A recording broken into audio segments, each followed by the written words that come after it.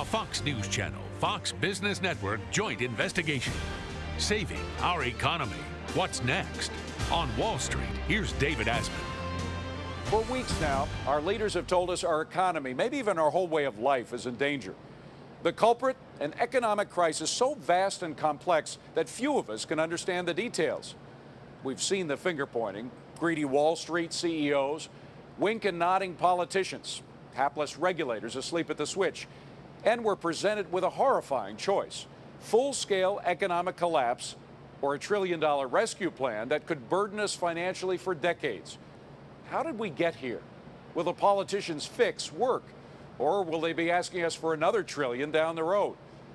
What does it mean for the agenda of the next president?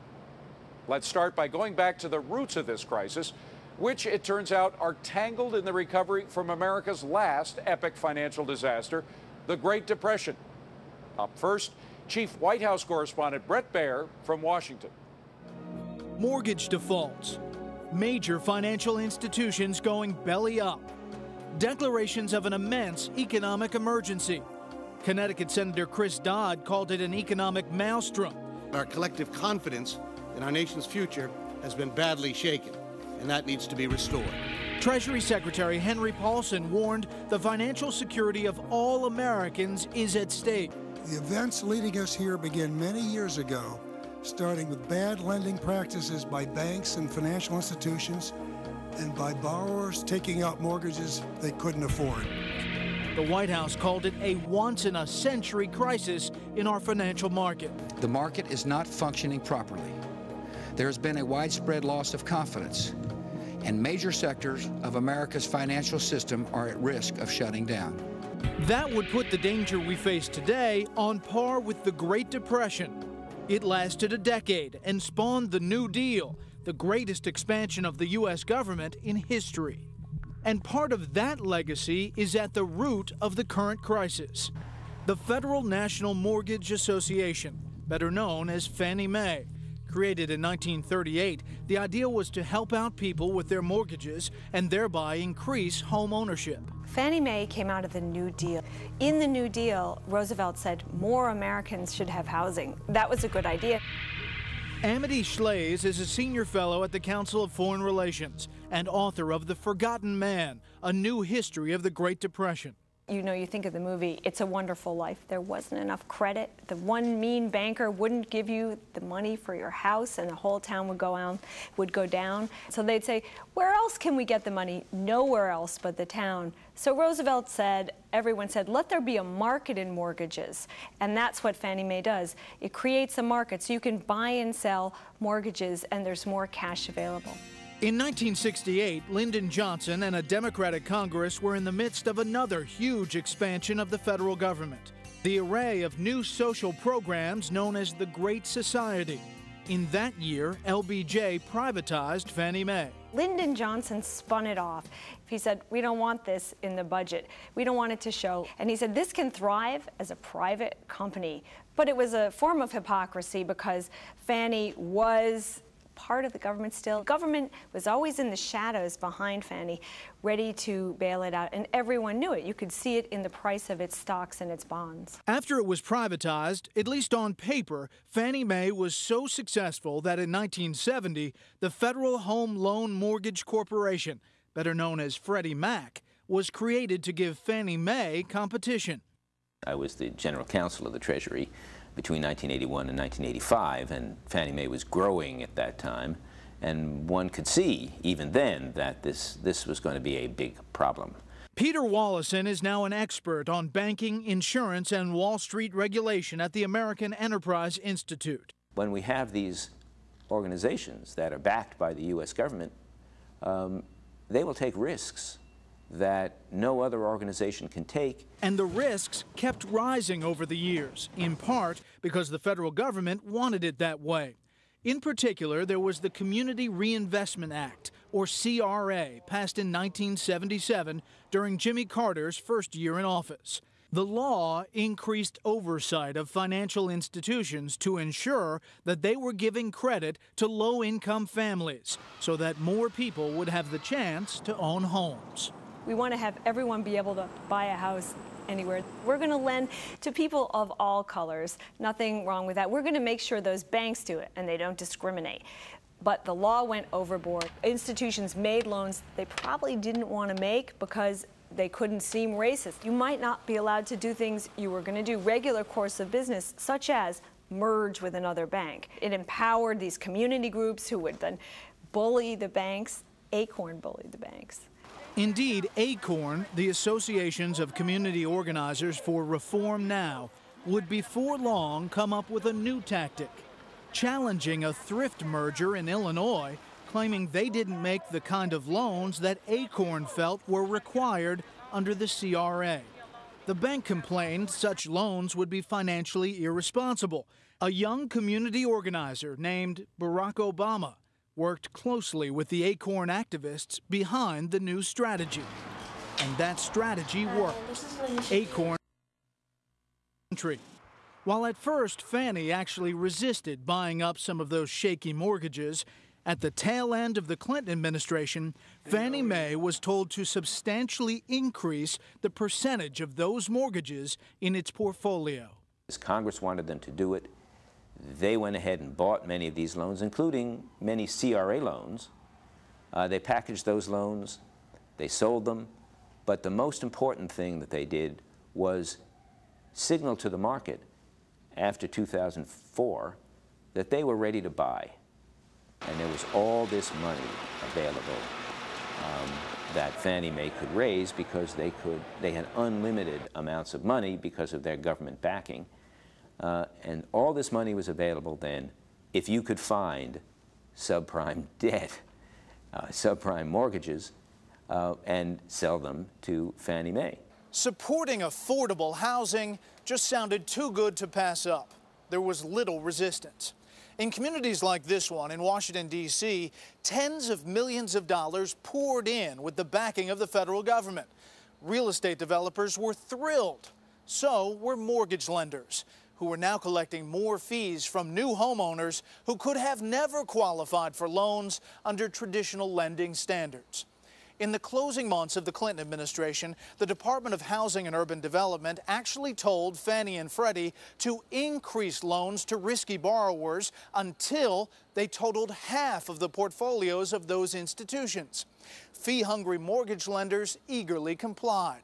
And they applied the same lower standards in low-income communities like this as they did for speculators in vacation condos and multi-million-dollar mansions. Republicans paid lip service to the idea of fixing the problem, but they didn't put their energy behind it. They didn't put their shoulder into it. And Democrats were just focused on the fairness issue. Race, being sure we help small towns, being sure we help poor people, all good goals, but they were taking their eye off the potential problem.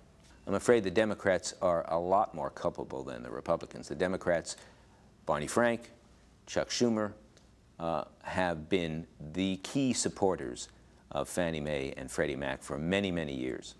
And they have always tried to use Fannie Mae and Freddie Mac for their own political benefit. And while all the financial details behind these problems are so complicated that a room full of PhDs would have trouble understanding them, the basic story isn't that hard to tell. When we come back, the crisis in a nutshell.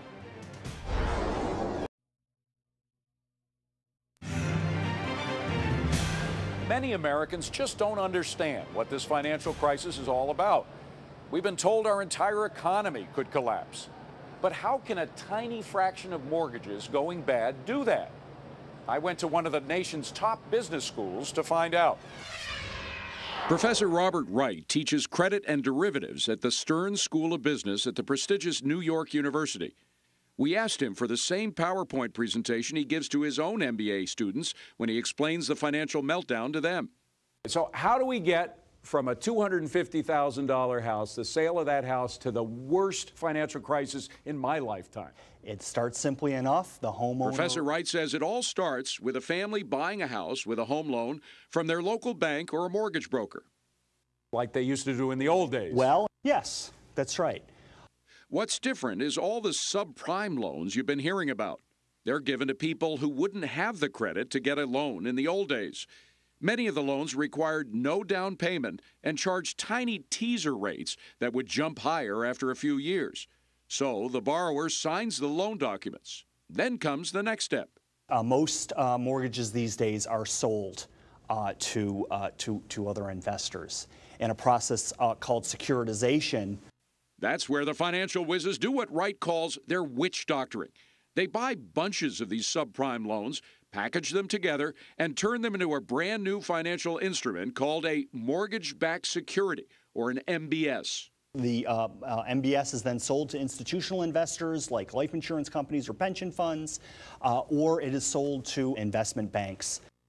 The big investment banks, in turn, combine a bunch of MBSs into even bigger debt instruments called collateralized mortgage obligations, or CMOs.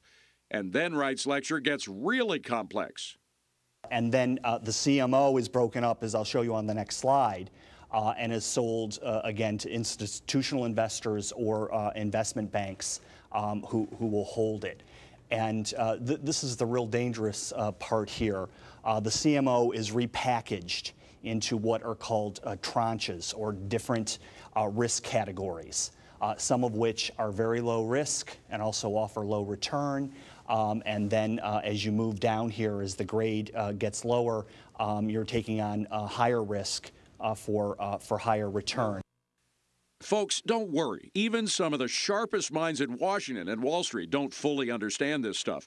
Suffice it to say that all sorts of banks, insurance companies, pension funds, and the rest snapped up these tranches. That meant two things. First, even more money was pumped into the house market to fund even more subprime loans. And second, the balance sheets of an untold number of financial institutions depended on those less than credit-worthy borrowers keeping up with their monthly mortgage payments. Then the disaster the financial witch doctors didn't count on. Housing prices, inflated by all those easy-to-get mortgages, dropped, and an unexpectedly high number of the subprime borrowers stopped paying each month. So why are the default rates so high? Because if you borrowed in through here, to buy a home or to refi, and now the value of your home is down here, you have negative equity. You're in the bucket, so to speak, on your house. So why make the payments? Why pay on a mortgage for $250,000 mortgage when the house is now only worth $200,000? Well, particularly if you put no money down. And a lot of those loans, you didn't have to put any money down, so you had no skin in the game, so you can walk away. That's right. The big investors thought they had a safety net, credit insurance. But when too many homeowners stopped paying, the credit insurers defaulted too. Now, simply put, nobody knows how little these mortgage-backed securities are worth. And that means nobody knows exactly how much the institutions that hold them are worth either. And that, Professor Wright says, puts the world's largest and most sophisticated economy at risk. Banks don't want to lend to other banks, and so banks can't get new funds, so they have to stop lending to Main Street. And most Main Street firms need access to loans, or they have to shut down or cut back on employment. So the economy, the real economy, is beginning to suffer because of this. Professor Wright's lesson ends with a historical footnote that'll really get you. We should have seen this coming. 6 times between the Civil War and World War II, mortgage securitization schemes in the United States blew up. So we've been here before. We've been here 6 times before for precisely the same reasons. With this train wreck so predictable, why didn't anybody stop it? Some did try. That story when we return. Sunday from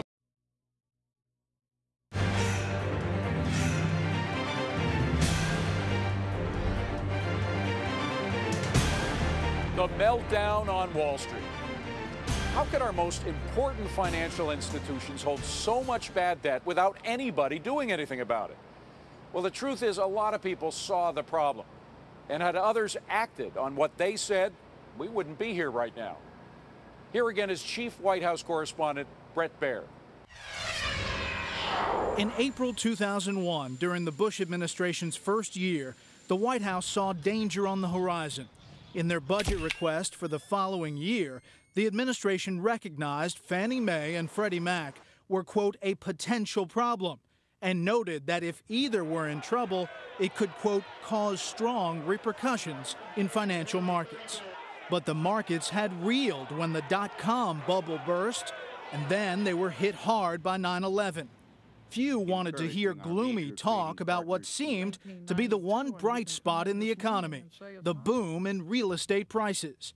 By 2002, one powerful voice, the Wall Street Journal editorial page, was starting to send up flares. When housing prices start to go up 10, 15, 20% a year, you know that just can't last. Paul Gigot is the editorial page editor of the Journal, which was acquired by News Corp, the parent company of Fox News, in 2008. You add that to these institutions, Fannie Mae and Freddie Mac, which channeled so much money from abroad into housing because investors could channel some of their savings into these mortgage-backed securities where they got a really nice deal because they got a nice yield. So they loved channeling money into these instruments, and that flowed right into the housing market. And few in Washington, on Wall Street, or along Main Street wanted to hear about the risks. They had so much political support, both in Washington, because the members of Congress were bathed in their campaign contributions, and they loved all that support from Fannie and Freddie, and then from Wall Street as well, because Wall Street could sell those mortgage-backed securities guaranteed by Fannie Mae, guaranteed by the taxpayer, and they made terrific fees. Gigot says that when the Journal tried to question what was happening in the mortgage market, he ran right into what he calls a Fannie Mae Freddie Mac buzzsaw. I just remember one episode regarding the former CEO of Countrywide Financial, Angelo Mazzillo, and he got right into my face and started yelling at me and said, "You don't know what you're talking about. You don't understand the mortgage markets. You're in the pocket of the competitors of Fannie Mae and Freddie Mac," and went on like that for a while. So it is an illustration of the degree to which people who were part of this mania didn't want anybody to say, "Are you sure this is the right way to go?" They were thugs. And where you crossed them in any way, you got into trouble. And you didn't have to be a journalist, says Peter Wallison, the former general counsel of the Treasury Department. Well, I'm sure congressmen and senators were very afraid. There was a real question in my mind whether Congress controlled Fannie Mae or Fannie Mae controlled Congress. A question underscored in 2003. The Bush administration nevertheless decided to take on the mortgage giants. It recommended significant regulatory changes, as then Treasury Secretary John Snow told the House Financial Services Committee more supervision was needed for Fannie Mae and Freddie Mac, known in Washington terms as government-supported enterprises, or GSEs. We need a strong, world-class regulatory agency to oversee the prudential operations of the GSEs. I think we see entities that are fundamentally sound financially. And Democratic Representative Barney Frank was then the ranking member of the Financial Services Committee. The more pressure there is there, then the less I think we see in terms of affordable housing. Affordable housing. That was the primary concern of Democrats, even in the face of increasingly dire warnings about Fannie and Freddie. The affordable housing that Congress really wanted was the housing that Democrats represented. And when Fannie and Freddie supported affordable housing by buying subprime and similar kinds of weak loans, they got a lot of political support from Congress. In the meantime, Fannie Mae and Freddie Mac had begun cooking their books. That made the situation seem less risky than it actually was. It also allowed Fannie and Freddie executives to keep pocketing huge bonuses for their lending efforts. They were finally caught in 2004. Fannie Mae Chairman Franklin Raines, who had been appointed by President Clinton, stepped down. The Securities and Exchange Commission is still investigating the accounting issues. The accounting scandals were very important because what they did was convince some people, and some important people, that these were companies that really had to be watched. They were a threat. And one of those important people was the chairman of the Federal Reserve Board, Alan Greenspan. If we fail to strengthen GSE regulation, we increase the possibility of insolvency and crisis. We put at risk our ability to preserve safe and sound financial markets in the United States. But Fannie Mae and Freddie Mac still had powerful defenders. For instance, Democratic Senator Charles Schumer of New York. Things are good in the housing market. Why are people entertaining radical change? Chuck Schumer would go to an area of the state of New York. He would get Fannie Mae or Freddie Mac to make loans in that area. What they knew was that political support from Chuck Schumer was a very important thing for them. That would protect their privileges in Congress. Fannie and Freddie spread around the campaign contributions, too. Democratic Senator Christopher Dodd of Connecticut has been the biggest recipient of money from Fannie Mae and Freddie Mac for the past 20 years, more than $165,000. And despite having been in the Senate only 3+ years, number 2 on that list, Barack Obama, with more than $126,000. The Republican who got the most donations, Utah Senator Robert Bennett, just under $108,000. For the record, Republican presidential nominee John McCain took $21,550. Fannie and Freddie's defenders stepped up big time in 2005 when the Bush administration renewed its call for action. These large portfolios, unchecked in their growth over the last decade or so, pose a real problem. The Senate Banking Committee adopted strong legislation which would have stopped Fannie and Freddie from acquiring these bad mortgages. All of the Republicans on the committee voted for it. All of the Democrats, including now Chairman Chris Dodd, voted against. But the Democrats were able to block a vote by the whole Senate. None of the Democrats would support the bill that came out of the Senate Banking Committee. So a really tough bill that in 2005 could have actually prevented a lot of the problems we're seeing today, probably would have prevented the collapse of Fannie and Freddie. In 2006, Senate Republicans introduced another bill to deal with the mushrooming problem. One of its sponsors, John McCain. McCain made a statement on the floor of the Senate saying that it was necessary to adopt this bill. He's always been an opponent of what he called corporate welfare.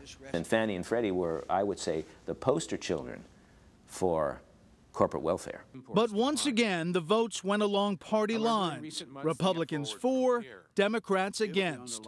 With the Democrats in the majority, the bill failed. As 2006 turned into 2007, the housing bubble was starting to burst. Bad mortgages began to default. And as the defaults started to rise, the entire portfolio of Fannie Mae and Freddie Mac was questioned. And with the entire structure heading for collapse, plenty of politicians have come around to the view that GSEs were a major contributor to the crisis, especially after major financial institutions that had invested heavily in their subprime securities began to go under. A lot of what we're dealing with today has its origins in Fannie Mae and Freddie Mac. The mismanagement of Fannie Mae and Freddie Mac, which was made possible by weak oversight and little accountability. What is tragic and lamentable is that the ensuing calamity was entirely foreseeable and preventable. Coming up, America's financial chickens come home to roost. I was on. This hour, we've told you how for years Congress failed to pass tougher oversight for Fannie Mae and Freddie Mac. That continuing lack of control allowed those two government-supported enterprises to keep pumping risky mortgage securities into our nation's financial system. The one thing the politicians couldn't control were the inexorable forces of the marketplace. The total amount of mortgage-backed debt Fannie and Freddie issued had gone from towering to truly scary, over $4 trillion near the beginning of 2008. In the years from 2005 to 2007, they put about $1 trillion in subprime and other bad kinds of mortgages on their balance sheets in order, in my view, to prove to Congress that they still had a value. But if politicians would not bring an end to the recklessness, economic factors would. It now appears likely that real gross domestic product will not grow much, if at all, over the first half of 2008. Huge increase in oil prices squeezed American families and businesses. Unemployment crept up. A small number of borrowers who shouldn't have been granted mortgages in the first place began to quit paying. Even though no more than 4% of subprime mortgages were in default by January 2008, the effect was disastrous. Like toxic time capsules, the subpar mortgage-backed securities that Fannie Mae and Freddie Mac had pumped into the financial system began to poison the institutions that had gobbled them up. The crash began in earnest in January. Remember Countrywide Financial, whose chairman Angelo Mazzillo yelled at Wall Street Journal editor Paul Gigot for questioning the mortgage mania? Well, Countrywide had also cultivated Washington power brokers with perks, including reduced interest mortgage loans to, among others, Senate Banking Committee Chairman Chris Dodd. After 6 months of increasing signs of trouble, the country's largest and most aggressive mortgage lender suddenly changed hands. Bank of America has officially announced that they will be taking over Countrywide Financial. It is now officially a done deal. The damage done by Countrywide is enormous. 2 months later, a new wave of financial institutions started to fail. The first, Bear Stearns. After working through the weekend and the night, a blockbuster deal on Wall Street is announced. J.P. Morgan is buying out its troubled investment rival. The country's fifth largest securities firm first showed signs of trouble in mid-2007 when two of its mortgage hedge funds collapsed. By 2008, Bear Stearns was facing bankruptcy. After the Federal Reserve agreed to take $29 billion worth of toxic debt from Bear's balance sheet, J.P. Morgan Chase acquired Bear for $1.2 billion. We should not expect to work through this process quickly, and we should expect some bumps on the road. Bear Stearns' takeover was supposed to stem the tide. It didn't. July 11th, California's IndyMac Bancorp, a $32 billion savings and loan institution, was suddenly seized by federal insurers after depositors raced in bank runs like this to draw more than $11 billion in just 11 days. I'm not putting any money in an American-based bank after this. IndyMac specialized in so-called Alt-A mortgages, which didn't require borrowers to provide documentation on their incomes. Exactly the kind of mortgages that Fannie Mae began issuing in huge numbers to provide, quote, affordable housing. By then, it was clear that the biggest sources of trouble in the system, Fannie Mae and Freddie Mac, were also in huge trouble themselves. Warren Buffett was even approached to see if he would get involved in saving them, but opted out, saying, quote, the scale of help is such that I don't think it can come from the private sector. And the claims from politicians that there was no problem were replaced with a realization that taxpayers were about to be put on the hook. World markets are surging this morning on word of that federal takeover of the mortgage giants Fannie Mae and Freddie Mac. September 7th, Fannie Mae and Freddie Mac are taken over by the Federal Housing Finance Agency, with the Treasury loaning $200 billion. Even though the main pillars of the disaster had been pulled down, others kept crashing. A week after Fannie and Freddie's downfall, the world's largest brokerage firm, Merrill Lynch, fearing a liquidity meltdown, is sold to Bank of America for $50 billion. We thought this was the strategic opportunity of a lifetime. That same day, Lehman Brothers is filing for Chapter 11 bankruptcy. But there was no merger or bailout for the venerable investment bank Lehman Brothers, which posted a $2.8 billion loss in the second quarter 2008 and had some $60 billion in mortgage-backed securities, double its capital on the books. It was the largest Chapter 11 bankruptcy in U.S. history. The stock market Monday experiencing its steepest drop since the September 11th attacks. September 16th, a day after Lehman's collapse, the Federal Reserve stepped in to save giant insurer AIG with an $85 billion emergency loan in return for an 80% stake in the company. AIG invested billions of dollars in subprime mortgages and had lost $13 billion in the first half of 2008. The Dow dropping more than 400 points even after the government announced its plan to rescue AIG. September 17th, the stock prices for the last two big investment banks, Morgan Stanley and Goldman Sachs, took a nosedive. The SEC stepped in and halted short selling of stocks, saving both, which later transformed into bank holding companies. With the entire financial world in a total meltdown, something far bigger than piecemeal salvation was required. September 21st, Treasury Secretary Henry Paulson unveils an historic $700 billion bailout plan. This needs to be big enough to make a real difference and get at the heart of the problem. Coming up, talk about a hard sell, a bailout with a price tag approaching $1 trillion. Selected Fox. Banks collapsing, a government rescue plan, Wall Street and Washington in a whipsaw. How the biggest financial story in a long time turned into a political drama. Chief White House correspondent Brett Baer reports from Washington. Treasury Secretary Henry Paulson came up with a plan where the government would back up $700 billion in mortgage-related assets. But the devil was going to be in the details. The administration argued that a bailout was inevitable. And it may make you angry, it makes me angry. When you ask about the taxpayers being on the hook, guess what? They're already on the hook. But there were quite a few House Republicans who did not entirely agree.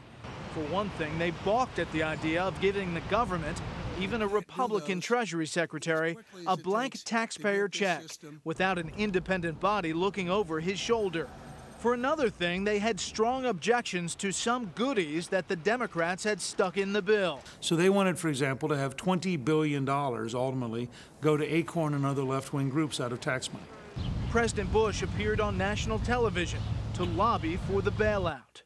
We are in the midst of a serious financial crisis, and the federal government is responding with decisive action. Tomorrow morning, I'll suspend my campaign and return to Washington. Meanwhile, John McCain came to Washington to work on the plan. The most important thing McCain did was he legitimized John Boehner and the House Republicans. I think that there would have been an effort to run over them. McCain then, in effect, empowered the House Republicans. On September 25th, McCain and Barack Obama, along with congressional leaders from both parties, met with President Bush at the White House.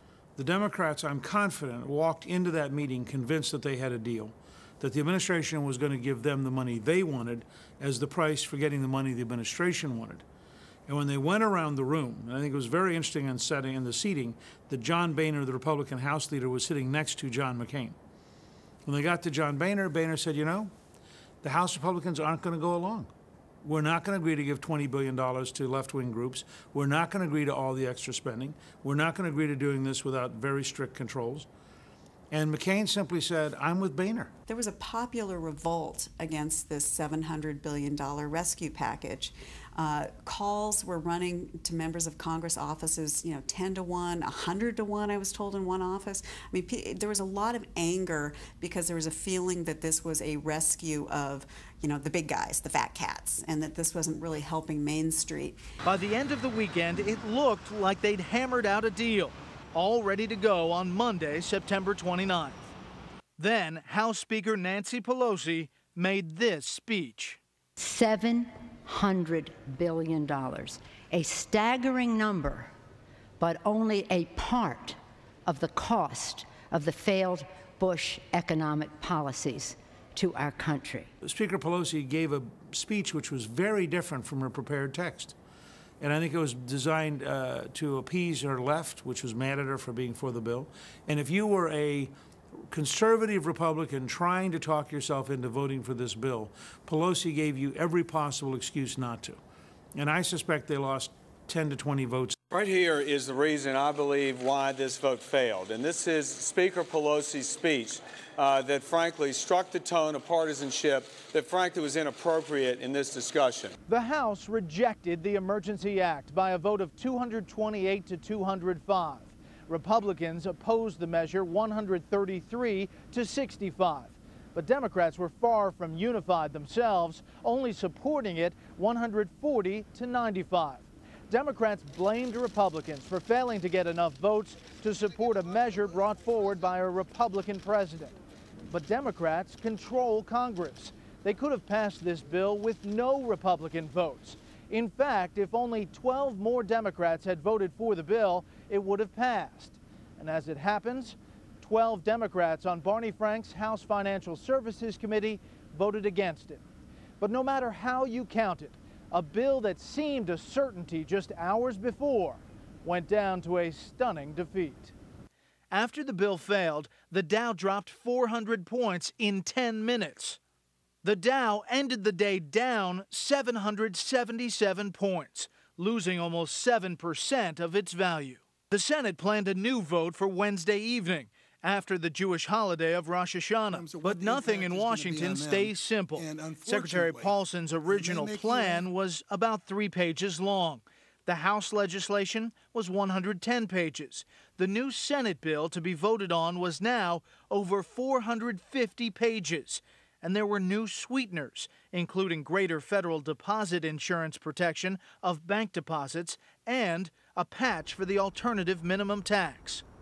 This time the plan passed by a lopsided margin, 74 to 25. But that was the Senate. It still had to pass the House. And it did on Friday. The bill passed easily, 263 to 171. President Bush wasted no time in signing it. A wild ride was over. But what would happen next? No one could say. Coming up, the Great Depression. Suddenly, it's not just a chapter in your history book. How do we avoid another one?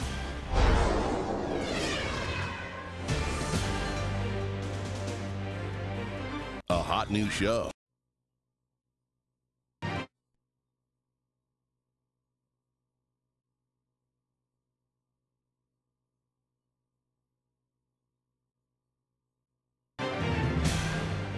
Many politicians and financial experts are warning we'll face another Great Depression if we aren't smart. But historians and economists are also learning new lessons about the Depression and how the government may have made things a lot worse. Can we learn from those mistakes? We are square in the greatest financial crisis of our lifetimes. We've gone through the greatest financial crisis since the Great Depression. One thing both presidential candidates agree on, if we don't watch out, we'll have a depression of our own. Could we go through another Great Depression? Yes, we really could go through a depression if we repeated those missteps of the 1930s. Amity Shlaes is a senior fellow at the Council on Foreign Relations, a well-known financial columnist and author of a highly respected new book on the Great Depression, The Forgotten Man. Was there anything we can learn about the way, specifically the way FDR handled the Depression, that might help us through this crisis? There's lots to learn, especially about how to wreck a recovery, David, because you want to recall that the Depression didn't end until World War II, and the market didn't come back till 1954. So today that would mean till 2033 the Dow wouldn't come back to where it was. We're certainly nowhere close to the Great Depression today. During the Depression, unemployment hit a high of 25% and stayed there for years. It's 6.1% today. We've had some significant failures in the financial industry, but during the Depression, thousands of banks failed. But the big question is, what caused it all and what kept it going? The popular view of the Depression is that it was a failure of the capitalist system that started with a 1929 stock market crash and deepened when Republican President Herbert Hoover decided to do nothing, hoping the free market would sort itself out. The situation only improved, this view goes, when Democrat FDR came in, curbed out-of-control capitalism with regulation, and instituted a broad series of big government programs to rescue the needy. Shlaes is one of a growing number of economists, historians, and commentators who challenge this view based on new research. They say that government intervention itself helped to prolong and deepen the disaster. When you look at FDR, what specifically did he do to either cause or prolong the Depression? The first was taxation. They took more of the money through the period. It punished a business if it didn't pay out dividends or otherwise spend. Very important. When you raise taxes, you make the crash last longer as well. And we know that from history because they tried it in FDR's time? Oh, yes. You see people basically shutting down their business rather than pay those taxes. Each time we have a new bailout, it asks for more money and more power for Washington. When you're scared, you really do start to think with another part of your brain, and you really do look for strong figures. There's a lot of scaremongering going on. We're concerned about the bailout now, $700 billion. So is there another bailout tomorrow? That's what the American people are asking. The thing that we need to be afraid of is too big a government. If you look at the United States in the next 2 years and you say, what will help us recover? It won't be the government. You can't legislate recovery. It will be the markets, so the markets have to want to stay here. And if, as Schley says, depending too much on the government to save us is dangerous, just as bad is to blame the wrong target. This financial crisis is the direct result of greed and irresponsibility that has dominated Washington and Wall Street for years. What's not a good role for government is to pillory rich people to satisfy crowds for a moment. I'm afraid on Wall Street, greed is rewarded, excess is rewarded, and corruption, or certainly a failure to carry out our responsibility, is rewarded. The hedge funds, the IPOs, those things that sound like they're bad, they do provide wealth across the country. They create jobs. But you hear that rhetoric coming from both sides, and you hear from that both rhetoric, McCain and Obama. You hear that from both sides. Whether the bailout will work or not is still an open question. What seems beyond doubt is that its price tag will put a crimp in any expensive plans for the next president. Now, that may be a bigger challenge for President Obama than McCain. That's because McCain has spent his entire career fighting against wasteful government, and throughout the campaign has already been promising to cut spending if elected. We can't dedicate possibly more than $1 trillion to rescue failing institutions and then go right back to business as usual in Washington. As president, I will impose a 1-year spending freeze on every agency of the federal government.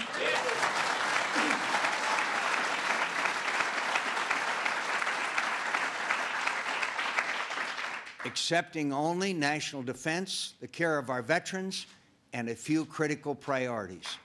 Obama, on the other hand, has talked about substantial new spending and hasn't identified what parts of his big plans he will cut back, if any. Senator Obama, as president, as a result of whatever financial rescue plan comes about, and the $700 billion, whatever it is it's going to cost, what are you going to have to give up? There's no doubt that we're not going to be able to do everything that I think needs to be done. There are some things that I think have to be done. We have to have energy independence.